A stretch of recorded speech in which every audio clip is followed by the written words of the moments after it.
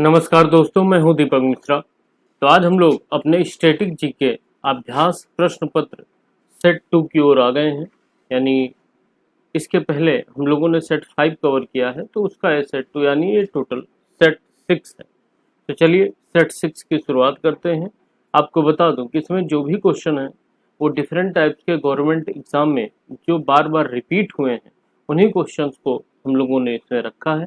तो चलिए पहले क्वेश्चन से शुरुआत करते हैं।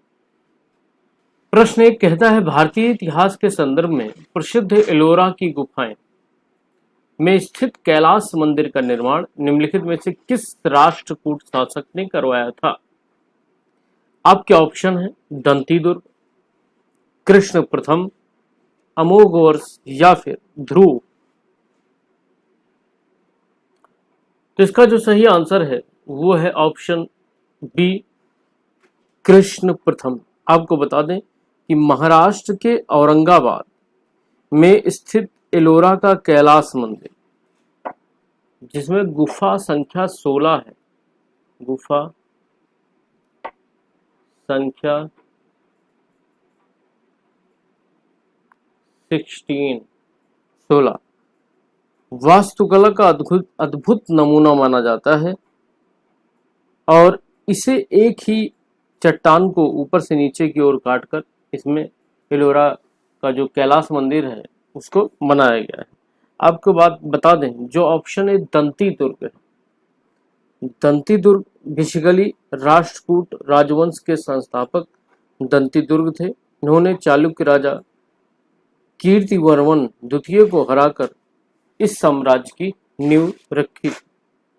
वहीं पर बात करें एलोरा की गुफाओं के बारे में कुछ फैक्ट्स की, तो देखिए जो एलोरा गुफाएं हैं इसमें टोटल 34 गुफाएं, कितनी हैं? 34 गुफाएं, जो बौद्ध, हिंदू और जैन तीनों धर्मों से संबंधित। भूगोल के अंतर्गत भारत की निम्नलिखित में से कौन सी नदी भ्रंश घाटी से होकर बहती है? Tapi, Mahanadi, Krishna, Godavari. The correct answer is option A, Tapi. देखिए ये है अगर आपका साउथ इंडिया, तो यहाँ ऐसे नर्मदा नदी चलती है और यहाँ खंभात की खाड़ी में आकर ड्रेन हो जाती है, और उसके बाद ये है तापी नदी और ये भी चलती है और खंभात की खाड़ी में आकर ड्रेन हो जाती है। अगर हम दिशाओं की बात करें, ये ईस्ट है, ये वेस्ट है, ये नॉर्थ है और ये साउथ है। तो क्योंकि ये नदियाँ ईस्ट से वेस्ट की ओर यानी पूरब से पश्चिम की ओर फ्लो कर रही हैं, तो वो दो नदियाँ हैं नर्मदा और तापी। आपको थोड़ा इनके बारे में अगर बता दें तो देखिए इनको भ्रंश घाटी या फिर रिफ्ट वैली से होकर बहने वाली नदियाँ कहा जाता है। रिफ्ट वैली होती क्या है?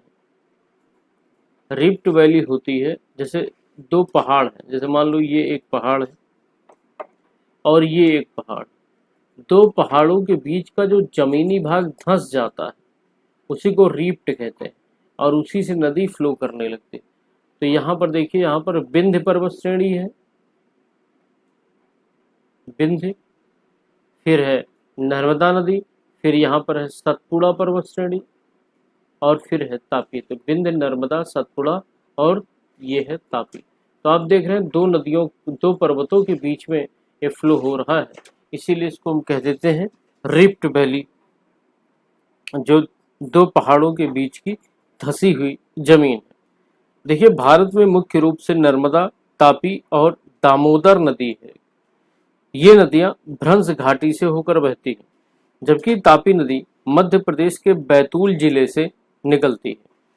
वहीं पर बात करें पश्चिम की ओर बहने वाली कौन कौन सी नदियां हैं, तो नर्मदा और तापी दोनों पूर्व से पश्चिम की ओर बहती हैं और अरब सागर के खंबात की खाड़ी में गिरती हैं। ये नदियां क्या करती हैं? डेल्टा नहीं बनाती। आपको याद रखना है, डेल्टा वही नदियां बनाती हैं जो इस साइड फ्लो करती हैं। इस तरफ से इस तरफ फ्लो करने वाली नदियां हमेशा एस्चुरी का निर्माण करती हैं, डेल्टा का निर्माण नहीं करती हैं। वहीं पर बात करें ऑप्शन डी गोदावरी की, तो देखिए इसे दक्षिण गंगा के नाम से क्या कहा जाता है?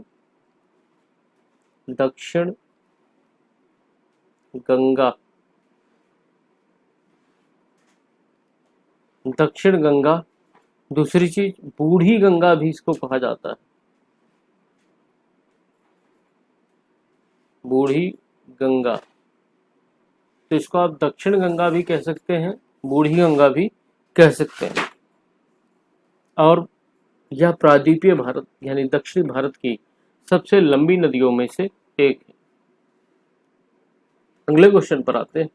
भारतीय संविधान की किस अनुच्छेद के तहत संसद के दोनों सदनों को संयुक्त बैठक यानी ज्वाइंट सिटिंग बुलाई जा सकती है?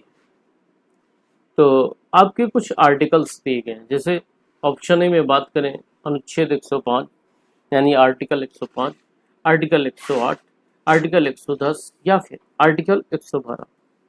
बहुत ही बढ़िया प्रश्न है और ये लगभग हर बार एग्जाम में किसी न किसी एग्जाम में ये क्वेश्चन पूछा ही जाता है। तो चलिए इसको समझने का प्रयास करते हैं। देखिए होता क्या है कि जब किसी साधारण विधेयक, जिसे इंग्लिश में ऑर्डिनरी बिल कहते हैं, पर लोकसभा और राज्यसभा के बीच डिसएग्रीमेंट पैदा हो जाए यानी गतिरोध पैदा हो जाता है, तो राष्ट्रपति अनुच्छेद यानी आर्टिकल 108 108 के तहत क्या करता है, ज्वाइंट सिटिंग बुलाता है। अब प्रश्न बनता है कि इस ज्वाइंट सिटिंग की अध्यक्षता कौन करता है? तो देखिए इसको बुलाता सिर्फ प्रेसिडेंट है, राष्ट्रपति, लेकिन वह इसकी अध्यक्षता नहीं करता। ज्वाइंट सिटिंग की अध्यक्षता लोकसभा का स्पीकर करता है यानी लोकसभा का अध्यक्ष करता है, और अगर वो अध्यक्ष ना हो तो उस जगह पर डिप्टी स्पीकर यानी उपाध्यक्ष उसको संबोधित करता है। अब बात करें हम आर्टिकल 110, इसका करेक्ट आंसर ऑप्शन बी है।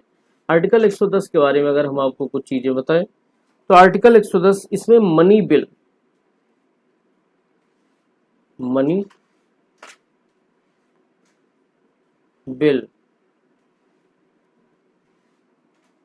की परिभाषा दी गई है। धन विधेयक के मामले में संयुक्त बैठक नहीं बुलाई जा सकती, यानी अगर ये डिसएग्रीमेंट लोकसभा और राज्यसभा के बीच मनी बिल को लेकर हो जाए तो इसमें संयुक्त बैठक बुलाने का प्रावधान नहीं है। संयुक्त बैठक केवल और केवल ऑर्डिनरी बिल पर हुए डिसएग्रीमेंट के केस में बुलाया जा सकता है। अगले क्वेश्चन की बात करते हैं। कला और संस्कृति के क्षेत्र में यक्षगान निम्नलिखित में से किस भारतीय राज्य का एक प्रमुख लोक रंगमंच रूप है? Kerala, Tamil Nadu, Karnataka, Andhra Pradesh. The correct answer is option C, Karnataka. देखिए बात करें केरल की, तो केरल के प्रसिद्ध शास्त्रीय नृत्य जो है जैसे Kathakali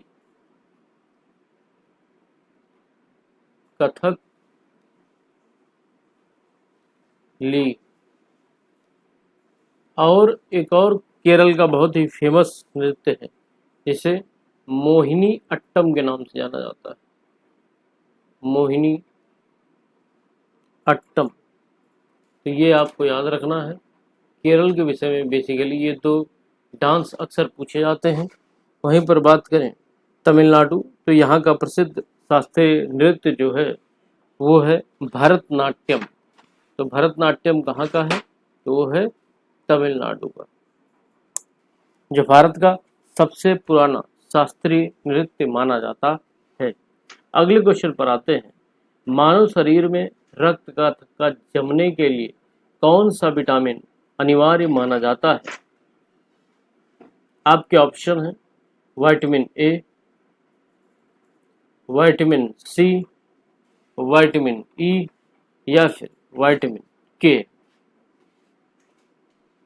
the correct answer is option D, vitamin के।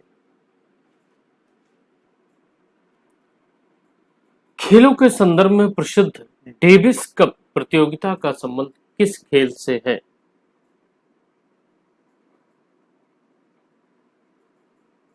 आपके ऑप्शन है फुटबॉल, लॉन टेनिस, गोल्फ या फिर क्रिकेट। देखिए जो डेविस कप होता है वो लॉन टेनिस से संबंधित होता है। किससे होता है? Lawn tennis. अगर इसके बारे में बात करें तो डेविस कप को टेनिस का विश्व कप भी कहा जाता है। यह पुरुषों की अंतर्राष्ट्रीय टेनिस टीम प्रतियोगिता है जिसकी शुरुआत लगभग 1900 में हुई थी।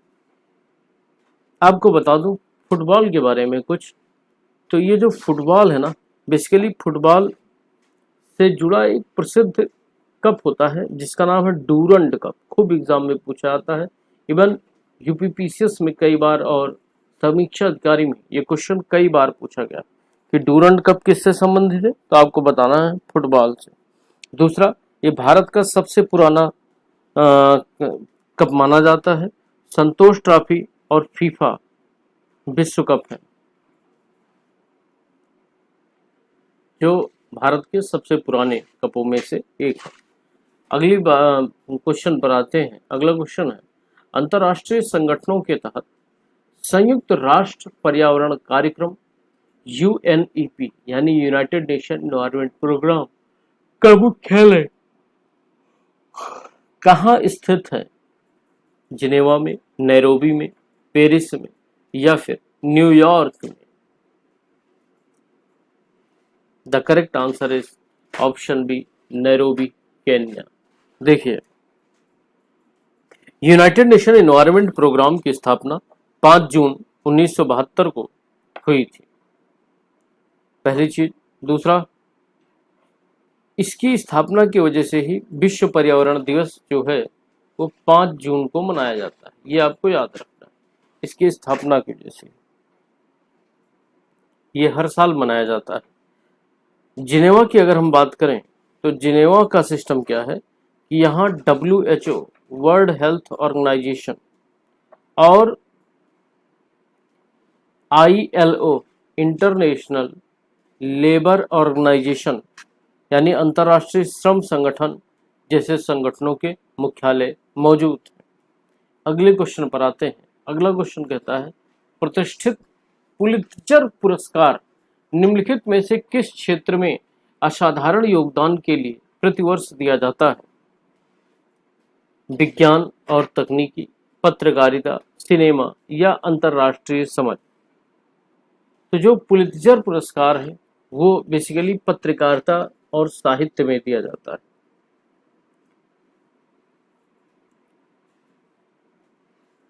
अगला क्वेश्चन है, दिल्ली सल्तनत की किस सुल्तान ने सिजदा का मतलब होता है घुटने के बल बैठकर सिर झुकाना, और पैबोस सुल्तान के पैरों को चूमना की प्रथा शुरू की थी? सिजदा और पैबोस की प्रथा दिल्ली सल्तनत में किसने शुरू की थी? इल्तुतमिश, गयासुद्दीन बलबन, खिलजी या तुगलक? इसकी शुरुआत किया था बलबन ने। देखिए, जो बलबन था गुलाम वंश का एक शक्तिशाली शासक माना जाता है। उसने सुल्तान के पद की प्रतिष्ठा बढ़ाने के लिए, ये ईरानी परंपरा थी बेसिकली, उसी तर्ज पर इसने इन दो प्रथाओं को शुरू किया था। और बलबन ने ब्लड एंड आयरन की नीति यानी लौह और रक्त की नीति भी अपनाई थी। अगर हम बात करें अलाउद्दीन खिलजी के बारे में कुछ चीज़ों को, तो ये मार्केट कंट्रोल सिस्टम के बारे में जाने जाते हैं। बाजार नियंत्रण प्रणाली इनकी बहुत बढ़िया मानी गई इनके ज़माने की। तो market control system,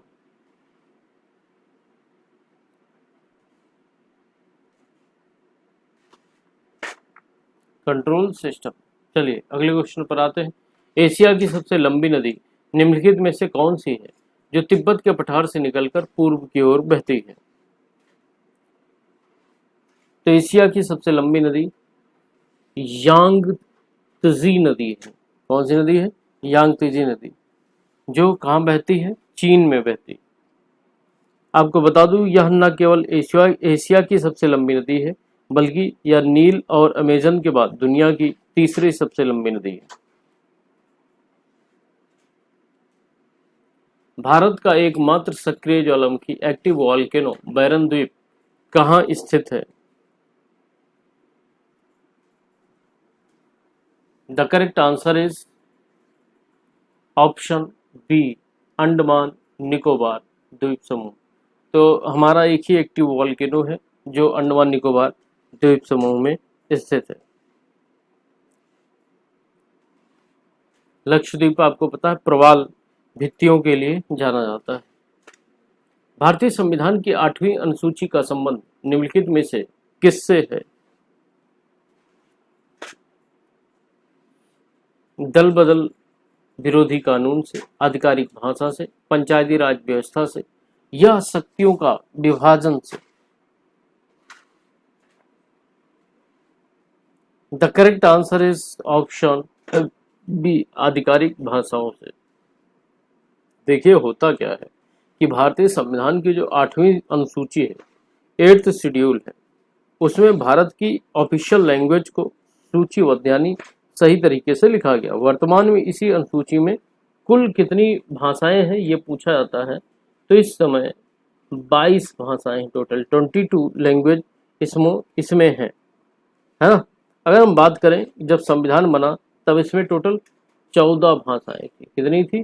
14, but current time में इसमें 22 भाषाएं हैं। अगले क्वेश्चन पर आते हैं। भारत में जंगली गधों का एकमात्र प्राकृतिक आवास जंगली गधा अभ्यारण्य इंडियन वाइल्ड एस सेंचुरी कहाँ स्थित है? कहाँ पे है? राजस्थान, गुजरात, मध्य प्रदेश, लद्दाख?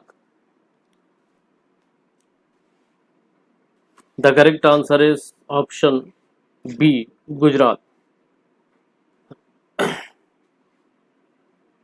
विश्व स्वास्थ्य संगठन WHO का मुख्यालय स्विट्जरलैंड के किस शहर में स्थित है?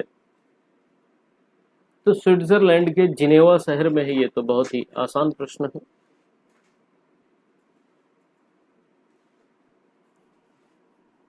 आपको बता दूं कि विश्व स्वास्थ्य दिवस, वर्ल्ड हेल्थ डे 7 अप्रैल को मनाया जाता है। 7 अप्रैल वर्ल्ड हेल्थ डे। अगले क्वेश्चन पर आते हैं। भौतिकी के अंतर्गत वायुमंडलीय दाब को मापने के लिए किस उपकरण का प्रयोग किया जाता है? एटमॉस्फेरिक प्रेशर अगर आपको चेक करना है तो आपको कौन सा इंस्ट्रूमेंट इस्तेमाल करना होगा? हाइग्रोमीटर, बैरोमीटर, एनीमोमीटर या फिर अल्टीमीटर?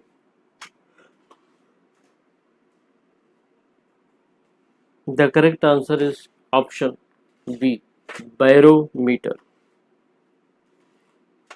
ठीक, हाइग्रोमीटर जो होता है, ऑप्शन है हाइग्रोमीटर, इसका उपयोग ह्यूमिडिटी मापने में करते हैं। ह्यूमिडिटी चेक करना होता है तो हम इसका इस्तेमाल करते हैं। अगले क्वेश्चन पर आते हैं। अगला क्वेश्चन कह रहा है प्रसिद्ध पर्यावरण आंदोलन चिपको आंदोलन की शुरुआत 1970 के दशक में वर्तमान के किस राज्य से हुई थी? आपके ऑप्शन है हिमाचल, उत्तराखंड, झारखंड या फिर Chhattisgarh? The correct answer is option B, Uttarakhand. देखिए ये आंदोलन 1973 में उत्तर प्रदेश के चमोली जिले, जो अब उत्तराखंड में, क्योंकि यूपी और उत्तराखंड डिवाइड हो चुके हैं, तो वन विभाग के जो ठेकेदार द्वारा पेड़ों की कटाई हो रही थी उसको रोकने के लिए महिलाओं ने क्या किया था, वो पेड़ से चिपक गई थी। बस इतना ही इसमें था और इसी को आगे चलकर चिपको आंदोलन के नाम से जाना गया था। सुंदरलाल बहुगुणा इसमें जो मेन नेता के रूप में जाने गए थे और इन्होंने एक नारा भी दिया था, हिमालय बचाओ देश बचाओ।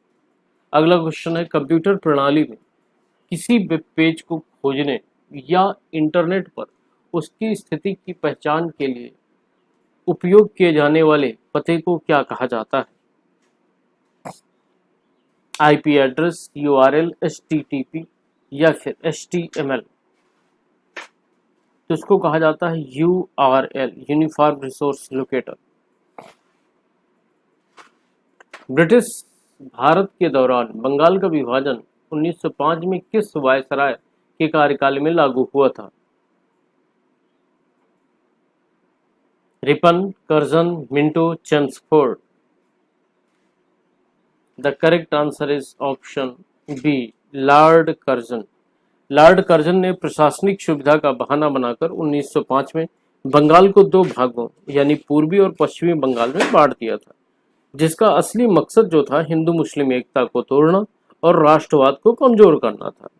वहीं पर अगर हम बात करें एक स्वदेशी आंदोलन की, तो बंगाल विभाजन के विरोध में ही भारत में स्वदेशी आंदोलन और बहिष्कार आंदोलन की शुरुआत हुई थी। विभाजन रद्द कब हुआ था? ब्रिटिश सरकार को झुकना पड़ा था और 1911 में ये घटना दिल्ली दरबार के नाम से जानी गई थी। 1911 में दिल्ली दरबार के दौरान बंगाल के विभाजन को रद्द कर दिया गया था। तो बंगाल विभाजन से जितना मैंने बताया क्वेश्चन अक्सर बनते रहते हैं। क्षेत्रफल की दृष्टि से विश्व का सबसे बड़ा स्थल रूप देश निम्नलिखित में से कौन सा है? मंगोलिया, कजाकिस्तान, नेपाल या फिर Bolivia? The correct answer is option B, Kazakhstan. देखिए होता क्या है, स्थल रूप यानी लैंड लॉक्ड देश वह देश होता है जिसकी सीमाएं किसी खुले समुद्र या महासागर से नहीं मिलती। कजाकिस्तान दुनिया का 9वां सबसे बड़ा देश है और यह चारों तरफ से जमीन से घिरा हुआ है। इसकी बाउंड्री किसी भी वाटर बॉडी से नहीं लगती। कजाकिस्तान की जो कैपिटल है वो अस्ताना है। बात करें हम मंगोलिया की, ऑप्शन ए मंगोलिया। तो देखिए मंगोलिया बेसिकली दुनिया का दूसरा सबसे बड़ा लैंड लॉक्ड देश है। पूछा गया है दुनिया का दूसरा सबसे बड़ा लैंड लॉक्ड देश, तो वो मंगोलिया है जो रूस और चीन के बीच में स्थित है, सिचुएटेड है। अगले क्वेश्चन पर आते हैं। प्रसिद्ध खजुराहो के मंदिर भारत के किस राज्य में स्थित है और इनका निर्माण मुख्य रूप से किस राजवंश ने करवाया था? राजस्थान, मध्य प्रदेश, उड़ीसा या फिर Maharashtra? The correct answer is option B, Madhya Pradesh. चलिए बात करते हैं खजुराहो टेम्पल के बारे में। खजुराहो के मंदिर मध्य प्रदेश के एक डिस्ट्रिक्ट है, मध्य प्रदेश में छतरपुर, उस जिले में स्थित है। बात करें ये मंदिर अपनी नगर शैली की वास्तुकला और इसमें थोड़ा सा कामुक मूर्तियां हैं उसके लिए प्रसिद्ध माने जाते हैं।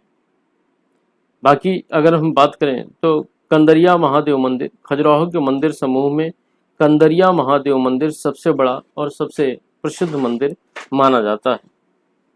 अगले क्वेश्चन पर आते हैं। भारतीय रिजर्व बैंक आरबीआई का राष्ट्रीयकरण निम्नलिखित में से किस वर्ष किया गया था? 1935 में, 47 में, 49 में या फिर 69 में? तो इसका जो राष्ट्रीयकरण किया गया था, नेशनलाइजेशन किया गया था, वो किया गया था 1949 में। Option C is correct. RBI की स्थापना हिल्टन यंग कमीशन के आधार पर की गई थी।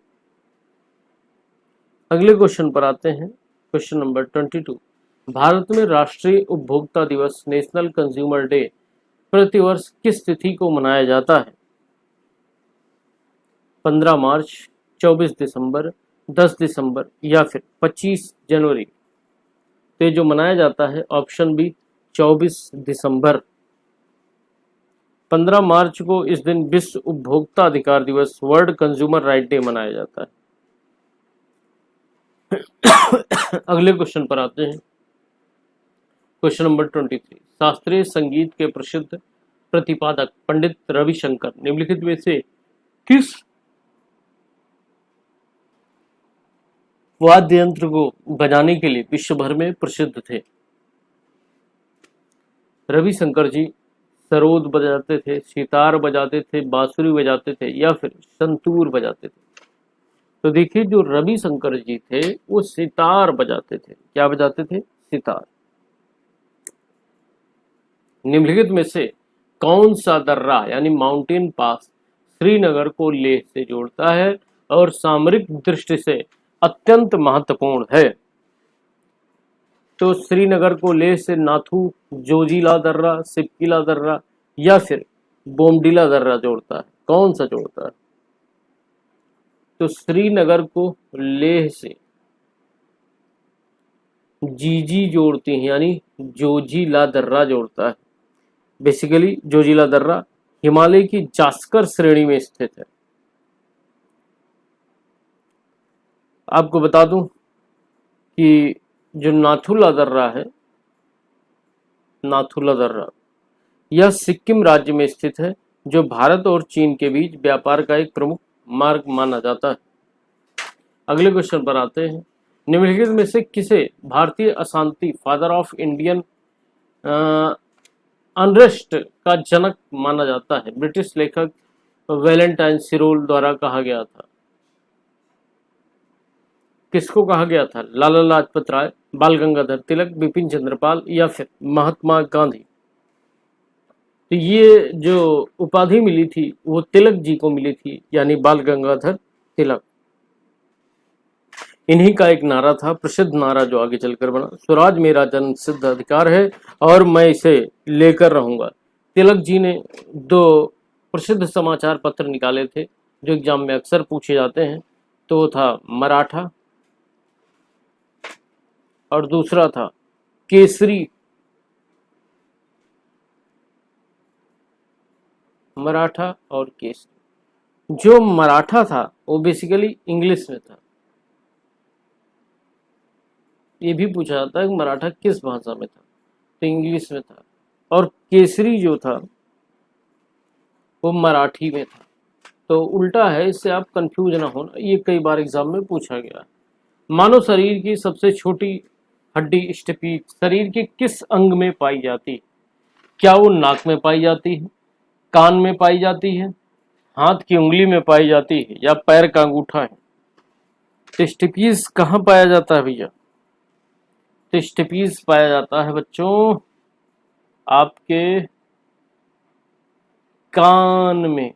कहाँ पाया जाता है? कान में। देखिए, मानो कान में 3 छोटी हड्डियां होती हैं। एक का नाम है मैलियस,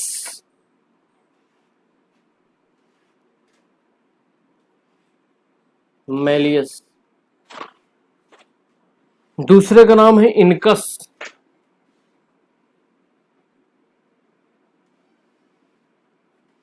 इनकस। तीसरे का नाम है स्टेपियस। ये 3 हड्डी ह्यूमंस के ईयर में होती हैं, यानी कान में होती हैं। अब इनमें जो है, इनमें से स्टेपीज, जिसको रकाब भी कहते हैं, मानव शरीर की सबसे छोटी और सबसे हल्की हड्डी होती है। अगर हम बात करें सबसे बड़ी हड्डी की, तो वो फीमर है। सबसे बड़ी हड्डी कौन सी है? फीमर। ये सबसे बड़ी है, फीमर, जो जांग में पाई जाती है। आपको बताना है ह्यूमन में टोटल कितनी हड्डियां पाई जाती हैं, वयस्क में और शिशु में कितनी हड्डियां पाई जाती हैं, ये आप कमेंट करके बताइए। अगले क्वेश्चन पर आते हैं।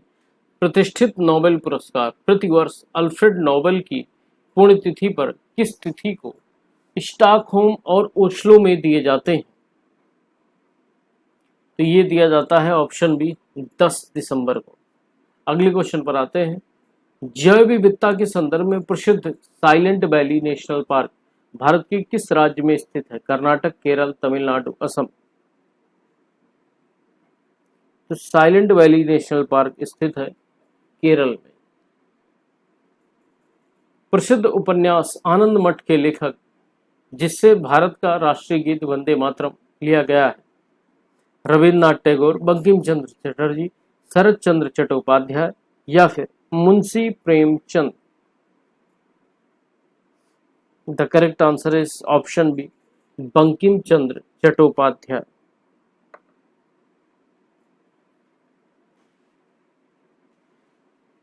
अर्थशास्त्र के अंतर्गत लॉरेंज वक्र निम्नलिखित में से किस आर्थिक गतिविधि का या कारक को मापने के लिए उपयोग किया जाता है? इंपॉर्टेंट क्वेश्चन है, ये कई बार पूछा गया है। मुद्रास्फीति की दर, बेरोजगारी की दर, आय या धन की असमानता, कर राजस्व और कर दर का संबंध। तो लॉरेंज वक्र जो है आय या धन की असमानता के लिए इस्तेमाल होता है। तो ये थे आपके 30 क्वेश्चन। अपना कमेंट जरूर कीजिए कि आपने कितने क्वेश्चन सही किए। बाकी चैनल को सब्सक्राइब कर लीजिएगा अगर आपको बढ़िया लगता है कंटेंट। डेली 30 क्वेश्चंस की वीडियो आती रहेंगी। अगर आप अपना आधा घंटा देकर इन 3 क्वेश्चन को 30 क्वेश्चन को तैयार कर लेंगे तो आपके लिए काफ़ी फायदेमंद होगा। जय हिंद, जय भारत।